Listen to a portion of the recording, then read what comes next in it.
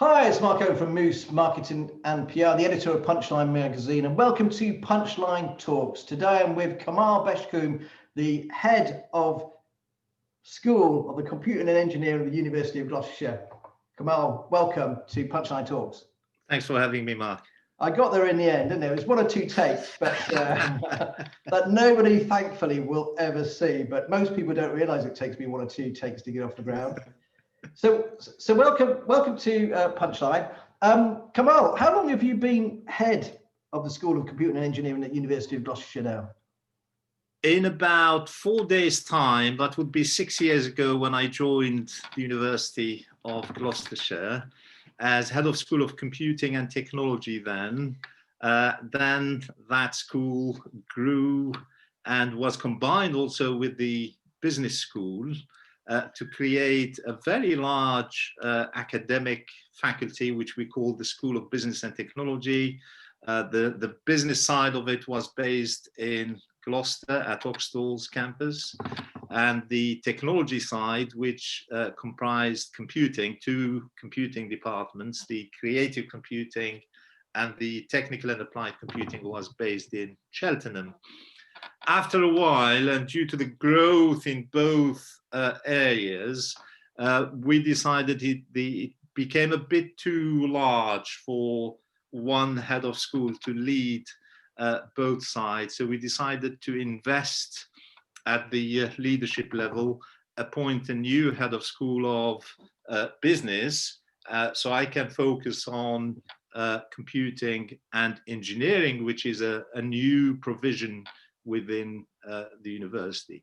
So from September 2020, I went back to looking after the School of now Computing and Engineering, which has engineering technologies, creative computing with gaming as the main specialist area, and technical and applied computing with cyber as the main specialism area.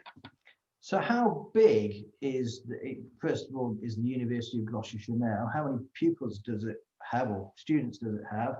How many people does it employ? I know it's a massive business, really.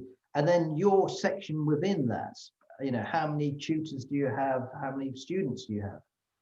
Yeah, the university is not a large university. If you look at the overall UK HE sector, we have under 10,000 students, mainly undergraduate, but with a growing postgraduate provision and a growing international community as well. So within the university, we have a school structure. So you've got schools instead of faculties, or colleges, and different universities organize themselves differently. So we have a school structure, and the School of Computing and Engineering has under 800 students on campus. That's the full-time equivalent of students within the Cheltenham campus. Of course, we have international partners across the globe. I was just talking this morning to a German partner with whom we are working on developing a cyber provision in Germany. We run PhD programs in Germany. We have undergraduate and postgraduate courses delivered in Malaysia and other parts of the world. So it's small, which gives us the opportunity to provide greater support for our students. But long term, we are looking at a growth strategy, particularly in computing and engineering in particular, because we've only started this new provision about 18 months ago, and that's something which we intend to grow over the next few years. I mean, what's the sort of relationship with the university in your particular section of computing and gaming with the actual business community itself? It must be difficult for the uni to get connected, even more so now with the pandemic. How does that work? Well, it is not as easy, of course, but I have to say, first of all, we can't offer courses without courses that are effective, that deliver students with employment at the end of their study with us, if we're not working closely with the business community. So we are in that engagement with the business community right from the word go when we are designing the programs themselves. So they support the design of the curriculum, they help with the delivery of the curriculum. And if we take the example of cyber, for example, we worked very closely with a couple of large corporates and some SMEs when we were designing the courses. And by that, I don't mean tell us what skills you need and we design courses to fit the bill. No, what are the skills? Now, can we work on what learning outcomes you would need to achieve those skills? What kind of assessment regime would suit? Because we need some work-based learning to be integrated within the design itself. And then what kind of environment would prepare our students to the kind of environments you would need them to work in? So they have that input, and it's a continuous input. It's not something they do at the beginning and then they disappear. And we are lucky in Gloucestershire because of the number of security firms, for example, if we're talking about cyber, that exist in the region. And there is a great deal of willingness to work with the university. And I have to say, we have been quite proactive in saying, give us a challenge and we work together. We're here to support each other. We support your business to grow, and you support us by making sure that we are delivering courses that are pertinent, that are relevant to the business needs, and support businesses in their growth journey. So it's a two-way process. And sometimes it's not that straightforward to develop those partnerships, which can take time to mature. But in some cases, like we've got some really good working relationships with the likes of Raytheon, Northrop Grumman, BT, IBM, etc., IRM in Cheltenham.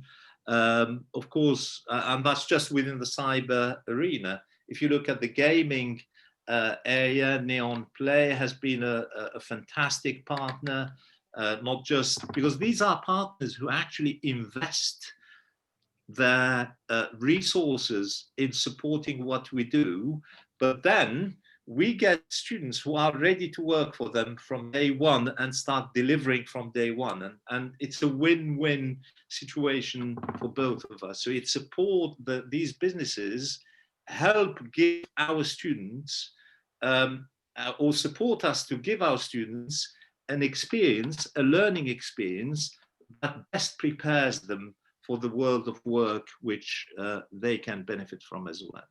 I mean, I must admit, I'm really, really excited about the Cyberpark and the future for Cheltenham, not just Cheltenham, but for the whole of the county. If they could pull that off, if they can get Junction 10 done, they get the linkages there, and then obviously the Cyberpark. What's your feeling on that? Is this going to happen? And if so, are you ready, therefore, to help this particular? Well, it sounds like you're ready to help this particular sector grow. You must be excited about it.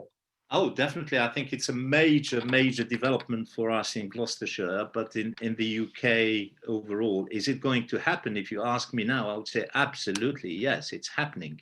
It's happening as we speak. I think if the developers have not yet been appointed, they will be very, very soon. So we are talking about a project that's going to take place and will happen. When exactly? You're talking about another 3-4 years before we see the full functionality or some functionality taking place in Cheltenham. But Cyber Central is a reality. And we, like many other universities, are involved in supporting the project. We work very closely with colleagues from Golden Valley Development to see how we can support the journey now and over the next 3 years before the full functionality of the campus is there. For example, we've recently, the Golden Valley team have set up two what we call stakeholders groups. One is in research and innovation, the other one is skills and education. We chair the research and innovation stakeholders group, whose remit really is to inform Cyber Central's development about the academic viewpoint, for example, in terms of what kind of research activities should be taking place, what kind of innovation should be taking place within the campus, and what should the campus look like in the first instance.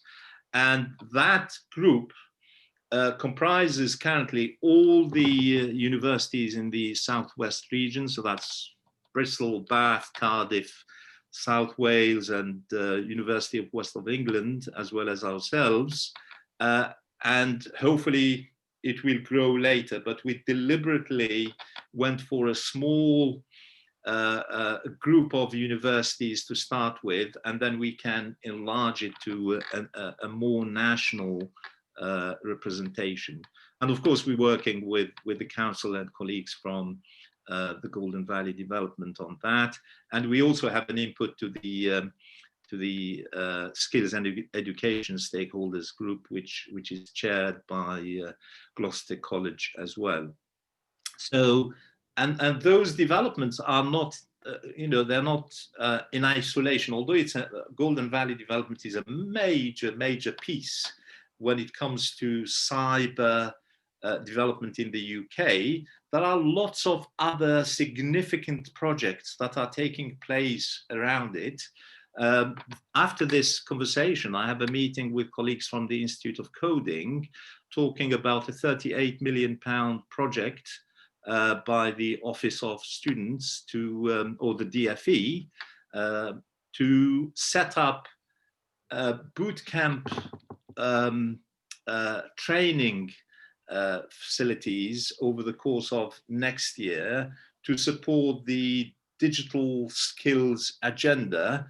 This is linked to what we do, or what we're doing and intending to do within the Golden Valley, because the skills and education is one element of what we would like to achieve within the Golden Valley. And therefore, this needs to be linked with this development here within the IOC.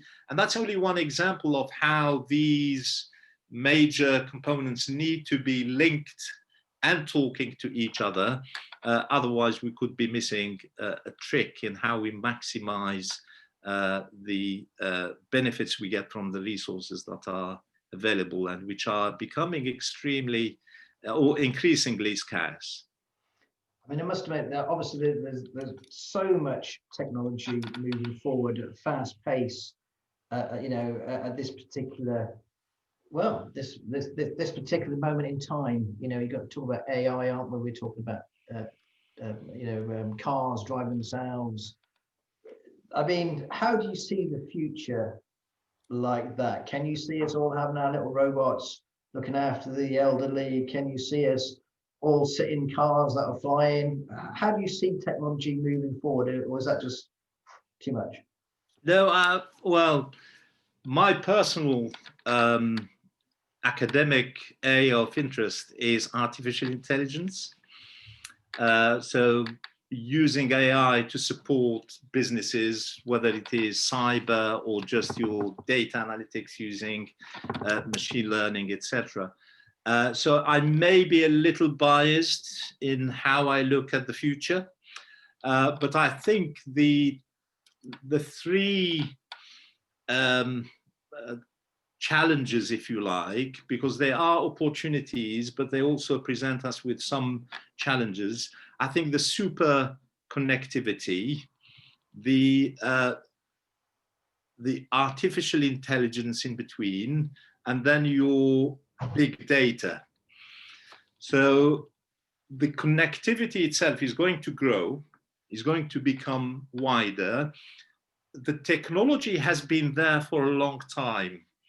I remember in the early 90s when I was still teaching artificial intelligence and using examples of Warwick, Kevin Warwick, Dr. Kevin Warwick, who I think is a Pro-Vice Chancellor, if I'm not mistaken, currently at Coventry, I'm not sure.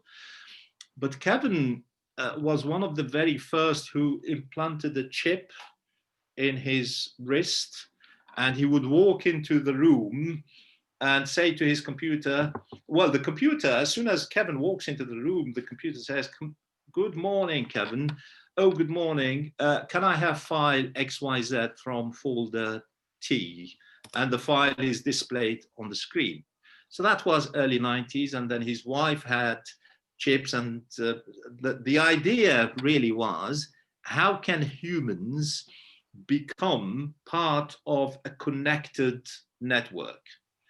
Whether we know it or not, with the Internet of Things, we are becoming part of a network, not with chips, not yet, but we don't know what will happen in the future. Currently, even without physically implementing something, whether it's a device or a liquid or whatever it is, that will make us physically be connected to a network, we are already, you know, our location with devices like these is connecting us to the rest of the overall global network infrastructure. That comes with lots of opportunities. You know, our lives become, dare I say, easier. Did planes make our lives easier? Did cars make our lives easier? Did remote control, instead of standing up and pressing a button, I have a remote control? All of that, did it give us any more time than we had in the past? Or are we still time poor? So that's why I hesitated to say that these technologies are going to make our lives easier. I don't know. I think life will be different, will be more, we will have greater access to things. For example, my fridge would know that there is shortage of milk in the fridge and therefore it needs to, you know, refill. It sends a message to a bot somewhere and the bot will contact the next shop, and suddenly a delivery comes. I had nothing to do with it. It's all done automatically for me. That's great. But what am I doing with the time that I saved going to the shop, checking the fridge first, what am I doing with that time? And that's where the ethical dimension comes in, some philosophical issues comes in about us as humans and how we behave around these technologies. So these technologies are going to provide us with lots of facilities, opportunities, and I mentioned the super connectivity, big data and what we can do with it, and artificial intelligence and how it can support all of that. But artificial intelligence can also create issues for us if it's being used for the wrong reasons. Data, we can be drowning in data, but starving of, information and knowledge, etc., if we're not using all of these technologies in the right way. So a quick answer is, are all of these things going to happen? I think they will happen. Are we going to see this full intelligent machines who behave and think like human beings? I don't think in my lifetime, but they will happen probably sometime in the future. Thanks so much. I worry that with artificial intelligence, nanotechnology, these little tiny robots that go in, you take a pill and out it comes and it can do things inside. I do worry, unfortunately, that with rogue states where you've got the Chinese government, they track everybody and they can see everybody, their face recognition. I can imagine this might be a little bit weird, but say somebody wanted to wipe out all the Mark Owens in the world, they just had enough of us and said, right, they don't like the singer, they don't like me, they don't like the other Mark Owens. And they think, right, okay, they could either track us all, face, you know, because they've got our voice, they've got our facial recognition, they've got our fingerprint from the phone, they've got our eye, you know, you know, when you look at your phone, it opens up, all this sort of stuff. And they could just annihilate each and individual Mark Owen. I know it's a bit weird, but that's the kind of thing I worry about for the future, where it can just be used in the wrong hands. Absolutely, and that applies to the crude arms we have today. You know, same thing applies. A pistol or a gun is a lethal weapon if it's in the wrong hands. You can argue, should it ever be in any hand anyway? Why do humans have a need to kill someone else to survive? Well, I'm sure we can debate that, and there will be situations where someone need to use that trigger for whatever reason. I have no idea. But I think the same questions have always been with humans. It's just the tools are different. The tools now are more sophisticated. They can do things quickly, and the extent of the impact is much wider. But the core question is not different. It's what that human being can do today, what that human being was able to do hundreds of centuries ago. It's the same question. It's just the tools are different. And that question is not easy to be resolved. And how we answer, why is it that we create all these arms today anyway? Well, it's all about the money, isn't it? Let's be honest about it. It's Britain is a global exporter of arms. Quite simple as that. Yep. Now, you've launched recently a new digital apprenticeship that's coming on the 19th of January. Would you just like to explain what that is to me, Kamal? Yes, we were the first university in the UK to launch the Cyber Technical and Professional Degree Apprenticeship, and we were the first university to be awarded the Tech Industry Gold Certificate for that apprenticeship. So we know a few things about running degree apprenticeships, both in the region and beyond. This one, although it is, and it has been for a long time, the most popular degree apprenticeship in the UK, we decided to go for the cyber one, which is a niche one, and probably, arguably, more difficult to deliver than the DTSP. We now have decided to launch the DTSP, the Digital and Technical Solutions Professional, on the 19th. It's an event, I think it's from 3 to 5 p.m. on the 19th, where we will be talking about why would you consider Gloucestershire for a degree apprenticeship anyway, and why Gloucestershire for a degree apprenticeship in this particular area. Then we give a brief overview about what the program contains and the kind of skills that apprentices will develop when they go through the program, and the employment areas and how employers can work with the university to ensure that they get the best out of their apprentices who will be with us for about 3 to 4 years. Now, in terms of content, we mentioned, data, and this is a fairly generic program. Nonetheless, it specializes. There are 6 pathways. We chose 4 of the 6 pathways that we will be delivering as part of this program. Network engineer, looking at network infrastructure with security part of it. Cyber analyst, so that's dedicated to cybersecurity. And there is a data analyst, given this tsunami of data which is hitting every business, how do they make the most of their data to improve their competitive edge, to make them grow depending on what their data is telling them and how they use that data for their own business needs.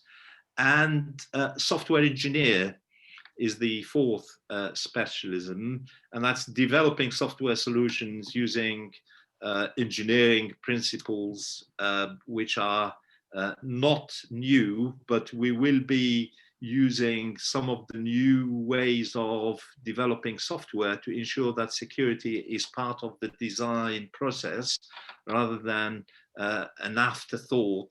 So we design a program or a software solution, and then it's how do we make it safe now?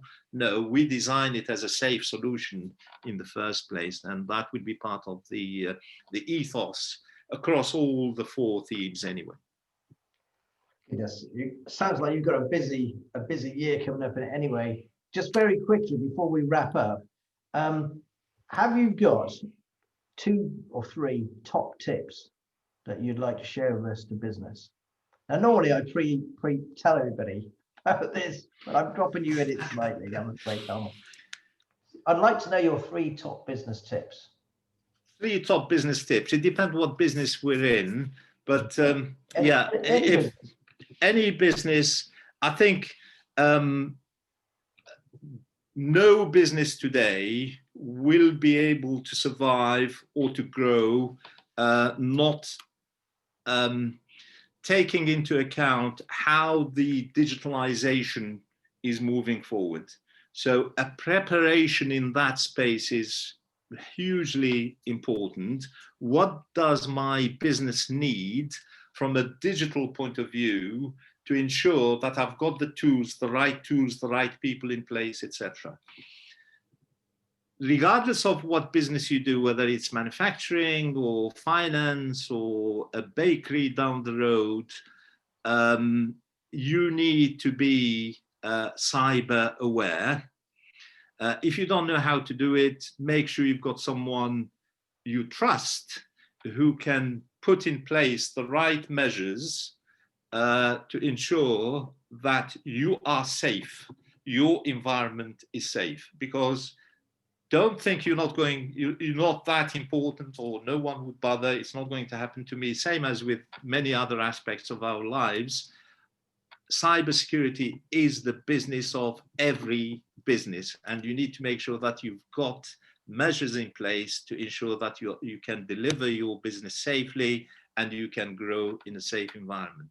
The third tip, regardless of whether it's a business or an individual, never stop learning.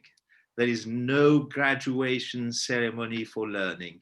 Continue learning about how we improve, how we protect ourselves, how we deliver our business to the best of our abilities, given everything that's available out there.